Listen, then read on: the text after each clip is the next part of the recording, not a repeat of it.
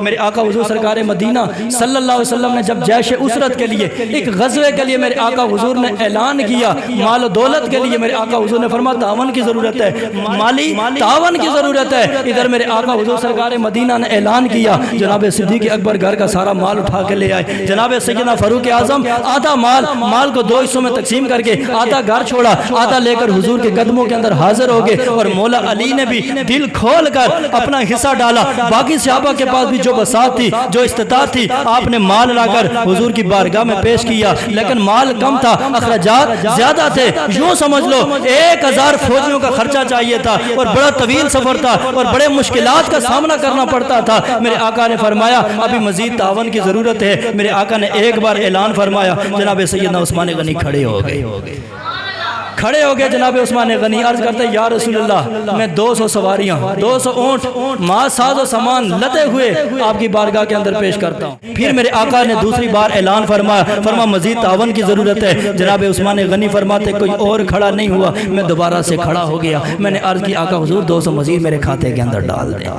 200 ہو گئے، 200 مزید میرے کھاتے کے اندر ڈال دیں۔ میرے آقا حضور نے پھر تیسری بار اعلان فرما ابھی بھی مال کم ہے، خرچہ زیادہ، فرما مزید تعاون کی ضرورت ہے۔ جناب عثمان غنی تیسری بار پھر کھڑے ہو گئے۔ فرماتے ابھی کوئی اور کھڑا نہیں ہوا تھا، چونکہ باقیوں نے جو استطاعت تھی دے دیا تھا۔ فرماتے میں کھڑا ہو گیا۔ میں نے عرض کی آقا حضور 200 میرے کھاتے میں مزید ڈال دیجئے۔ اب 600 سواریاں ہوگی، محض ساز و سامان، صرف سواریاں نہیں، پورا ساز و سامان، یعنی 600 فوجیوں کا خرچہ جناب سیدنا عثمان غنی نے اپنے کھاتے میں اپنے ذمہ ڈال لیا۔ عثمان غنی فرماتے ہیں چوتھی بار پھر میرے آقا حضور کھڑے ہو گئے۔ میرے آقا نے فرمایا ابھی مزید تعاون کی ضرورت ہے۔ جناب عثمان غنی فرماتے ہیں ادھر ادھر دیکھا، کوئی اور کھڑا نہیں ہوا۔ فرماتے بس میرے دل میں عجیب سی کیفیت آ رہی ہوئی۔ فرماتے میں نے اپنے گربان سے خود کو پکڑ کر خود کو جھنجھوڑا۔ میں نے کہا عثمان، رب کے حبیب اعلان کر رہے ہیں اور تو خاموش بیٹھا ہے۔ جناب عثمان غنی فرماتے ہیں میں پھر چوتھی مرتبہ کھڑا ہو گیا، حالانکہ میرے پاس جو مکمل گنجائش تھی وہ 800 سواریوں کی اور 800 فوجیوں کا خرچے کی گنجائش تھی، اس سے زائد بالکل گنجائش نہیں تھی۔ لیکن میرے آقا نے جب چوتھی بار اعلان کیا، میں نے کھڑے ہو کر عرض کیا یا رسول اللہ اب مزید تکلیف اٹھانے کی ضرورت نہیں، آپ ایسا کریں 1000 فوجیوں کا خرچہ سارا کا سارا میرے کھاتے کے اندر ڈال دیجیے۔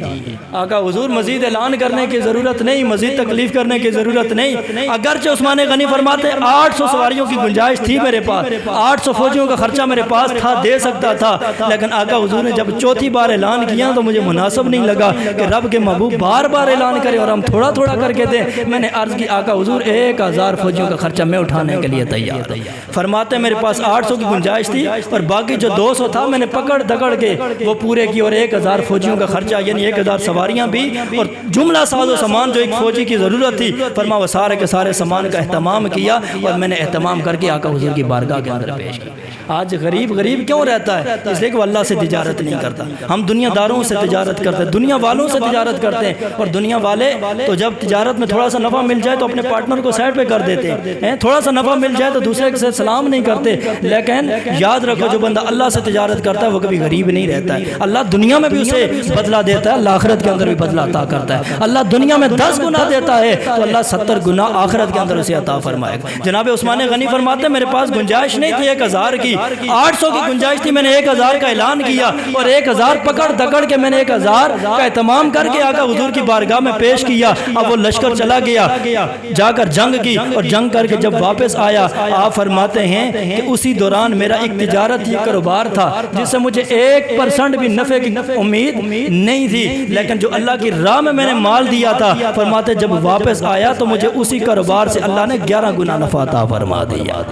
یہ اللہ کی راہ میں دینے کا فائدہ ہے، جو اللہ کی راہ میں دیتا ہے اللہ دنیا کے اندر بھی بڑا چڑھا کے عطا کرتا ہے، اللہ آخرت کے اندر بھی بڑا چڑھا کے عطا کرتا ہے۔